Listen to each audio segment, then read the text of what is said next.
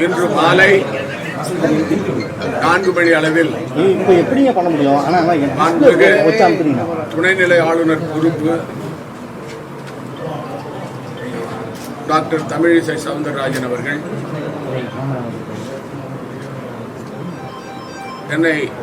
எனக்கு அவரை சந்திக்க வருமாறு அழைப்பு விடுத்திருந்தார்கள். நான் அவரை சந்தித்த பொழுது இன்று மாலை 3 மணி அளவில் என்ஆர் காங்கிரஸ், அனைத்து இந்திய அண்ணா திராவிட முன்னேற்ற கழகம் மற்றும் 3 நியமன சட்டமன்ற உறுப்பினர்கள் சேர்த்து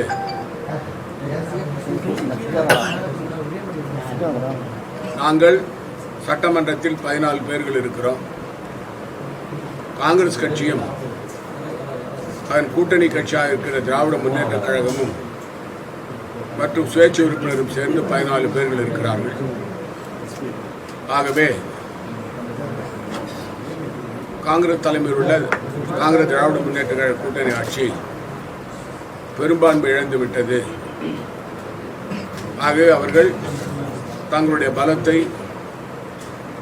பெரும்பான்மையை சட்டமன்றத்தில் நிரூபிக்க வேண்டும் என்று மனு கொடுத்ததாகவும், அதன் காரணமாக மாண்புமிகு துணைநிலை ஆளுநர் அவர்கள் எனக்கு ஒரு கடிதம் கொடுத்து அந்த கடிதத்தில் உங்களுடைய மதச்சார்பற்ற முற்போக்கு கூட்டணியில் உள்ள சட்டமன்ற உறுப்பினர்கள் காங்கிரஸ், திராவிட முன்னேற்ற கழகம் மற்றும் சுயேட்சை மொத்தம் சேர்த்து 14 பேர்கள், என்ஆர் காங்கிரஸ், அனைத்து இந்திய அண்ணா திராவிட முன்னேற்ற கழகம் நியமன உறுப்பினர்கள் 3 பேர் சேர்த்து 14 பேர்கள். ஆகவே சபாநாயகரை தவிர்த்து நீங்கள் 13 பேர் இருக்கின்ற காரணத்தால் உங்களுடைய பெரும்பான்மையை சட்டமன்றத்தில் நிரூபிக்க வேண்டும். அதற்கு கால அவகாசமாக வரும் 22ஆம் தேதி அதை சட்டமன்றத்தை கூட்டி செய்ய வேண்டும். அது மட்டுமல்லாமல் வாக்கெடுப்பானது குரல் வாக்கெடுப்பாக இருக்க வேண்டும். சட்டமன்றத்துடைய நிகழ்வுகள் எல்லாம் வீடியோ மூலமாக பதிவு செய்யப்பட வேண்டும். அந்த வாக்கெடுப்பானது 22 மாலை 5 மணிக்குள் முடிக்க வேண்டும் என்று கடிதம் கொடுத்திருந்தார்கள். அதற்கு பிறகு இன்று மாலை 7 மணி அளவில் நான் காங்கிரஸ் சட்டமன்ற உறுப்பினர்களுடைய கூட்டத்தை கூட்டி அவருடைய கருத்துக்களை கேட்டேன். அவர்கள் தங்களுடைய கருத்துக்களை என்னிடம் பரிமாறி இருக்கிறார்கள். அதே போல எங்களுடைய கூட்டணி கட்சியாக இருக்கின்ற திராவிட முன்னேற்ற கழகத்துடைய தலைவர், சட்டமன்ற தலைவர் மாண்புமிகு சிவா அவர்களிடம், மாண்புமிகு கீதானந்தவரிடம் பேசியிருக்கிறேன். மாண்புமிகு வெங்கடேஷ் அவரிடம் நான் பேசுவேன். இது சம்பந்தமாக நான் எங்களுடைய கட்சியினுடைய பொறுப்பாளராக இருக்கின்ற மரியாதைக்குரிய தினேஷ் குண்டுராவ் அவர்களுக்கு தெரிவித்திருக்கிறேன். எங்களுடைய சட்டமன்ற உறுப்பினர்களுடைய கூட்டம் மறுபடியும் 21ஆம் தேதி மாலை கூட இருக்கிறது.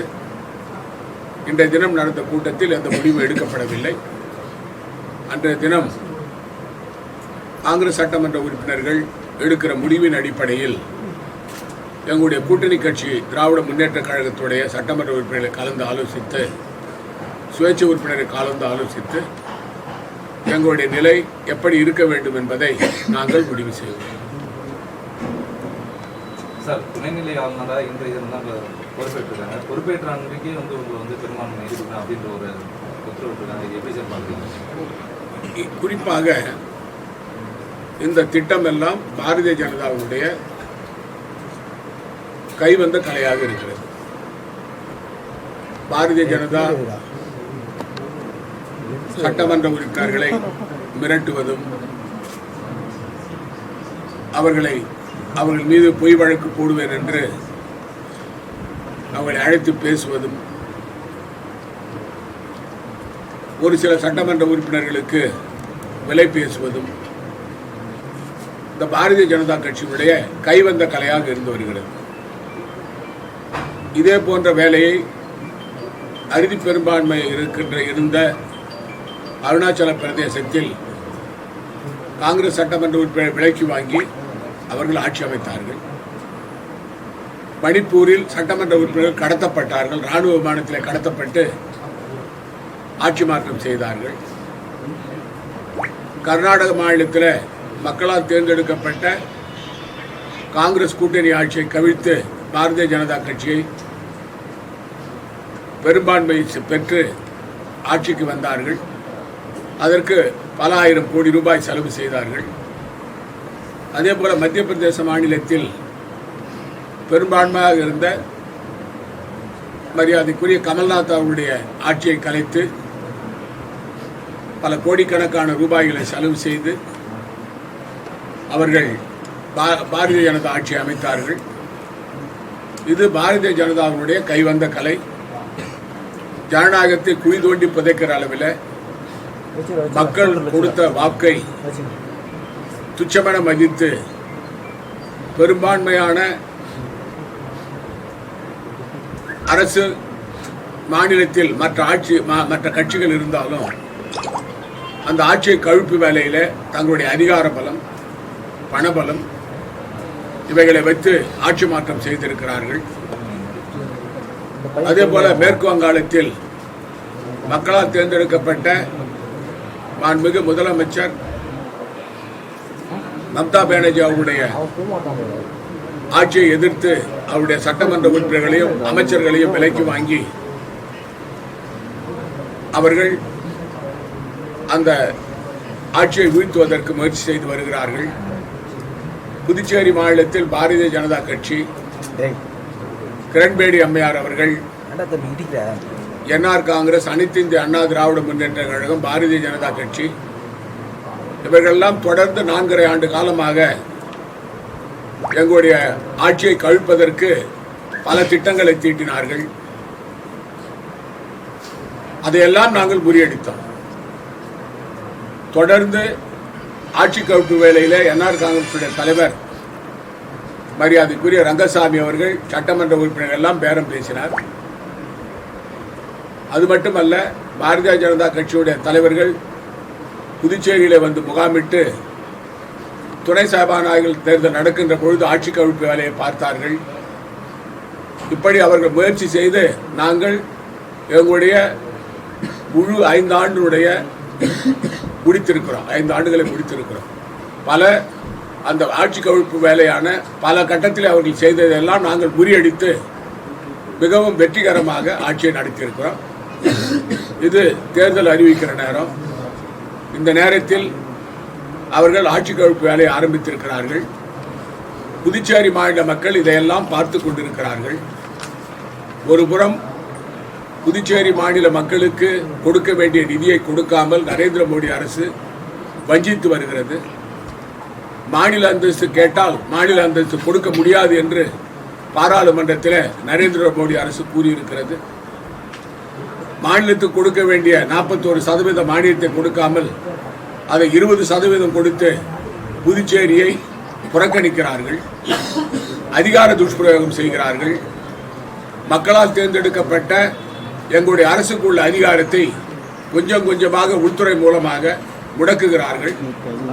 அதற்கு போதாதென்று கிரண்பேடி அம்மையார் அவர்களை துணைநிலை ஆக்கி அன்றாட அரசுடைய செயல்பாடுகளை தடுப்பதும், அதிகாரிகளை வைத்து அதிகாரிகளை அழைத்து மிரட்டி அவர்களுக்கு உத்தரவு போடுவதும், அதிகாரிகளை அழைத்து துறை வாரியாக கூட்டம் நடத்துவதும்,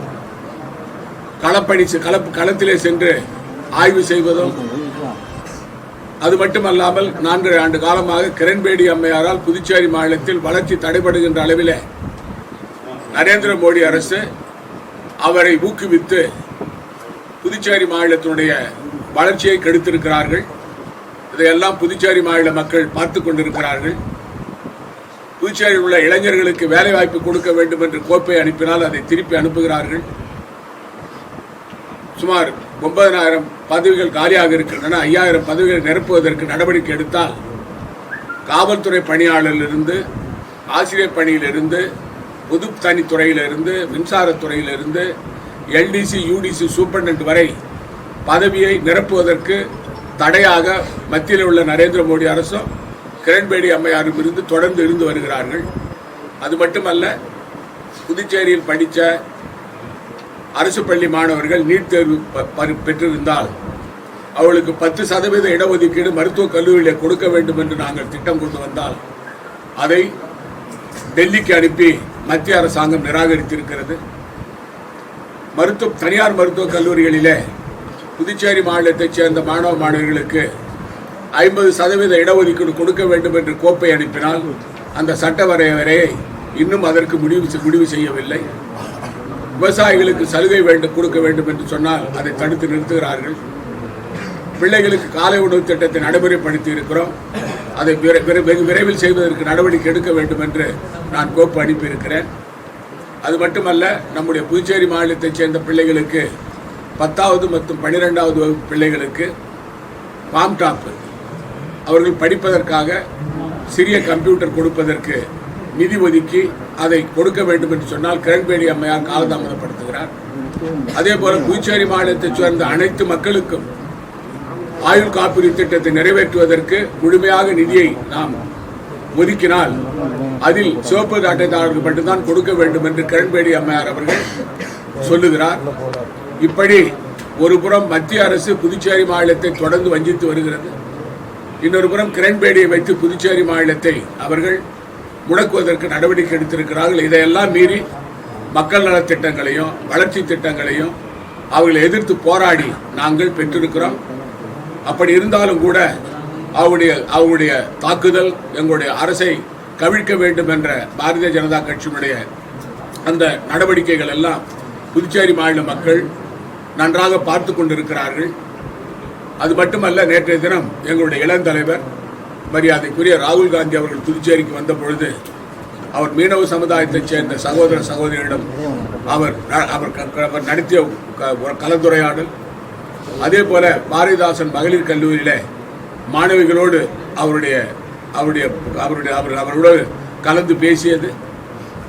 பிரம்மாண்டமான பொதுக்கூட்டத்திலே தலைவர் ராகுல் காந்தி அவர்கள் புதுச்சேரியுடைய தனித்தன்மையை நாங்கள் காப்போம், புதுச்சேரிக்கு மாநில அந்தஸ்து பெறுவோம், புதுச்சேரியுடைய பாரம்பரியத்தை காப்போம், யார் இந்த நரேந்திர மோடி மற்றும் கிரண்பேடி புதுச்சேரி மாநில மக்களை வஞ்சிப்பது என்று அவர் சூழலை கூறிவிட்டு போயிருக்கிறார்.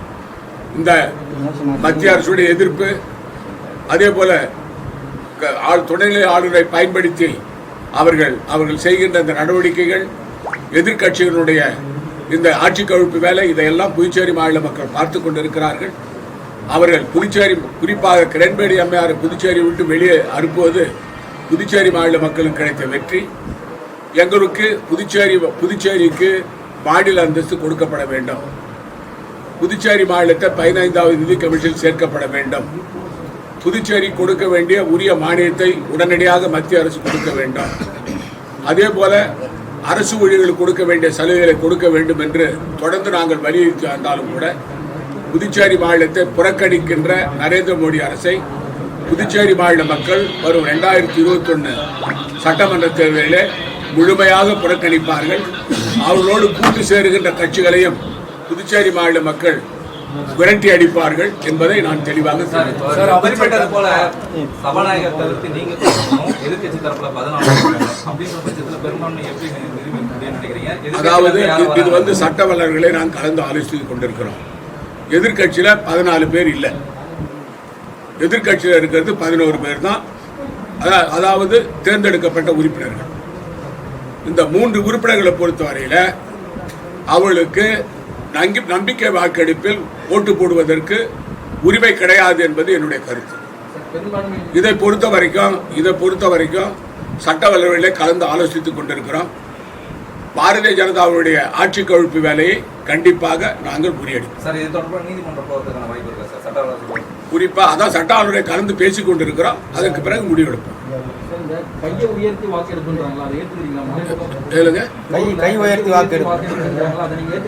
அதாவது முதல்ல அந்த நியமன உறுப்பினர்களுக்கு கண்டிப்பாக இந்த நம்பிக்கை வாக்கெடுப்பில் வாக்களிப்பதற்கு உரிமை இல்லை என்பது எங்களுடைய கருத்து.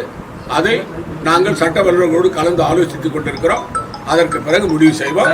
21ஆம் தேதி சட்டமன்ற உறுப்பினர்கள், காங்கிரஸ் சட்டமன்ற உறுப்பினர்கள் மற்றும் எங்கள் கூட்டணி கட்சியுடைய உறுப்பினரோடு கலந்து பேசி முடிவு பண்ணுவோம். வாக்களிக்க கூடாதுன்னு நீங்க கோர்ட்டுக்கு போறீங்களா? நீதிமன்றம் போயிடலாம். ஏற்கனவே கோர்ட்டு தீர்ப்பு இருக்குது. நாங்க ஏன் கோர்ட்டுக்கு போகணும்? தலைமை தேர்தல் ஆணையர் அவங்களுக்கு வாக்குரிமை இருக்குன்னு சொல்றாரு தவிர அவர் உங்களுக்கு அதாவது நம்பிக்கை வாக்கெடுப்புல அவங்களுக்கு உரிமை இருக்குன்னு சொல்லல. கேட்டதுக்கு இருக்கு அப்படிதான் சொன்னாங்க. நம்ம பாண்டிச்சேரிக்கு அதாவது நம்பிக்கை வாக்கெடுப்புல இருக்குதுன்னு அவர் சொல்லல.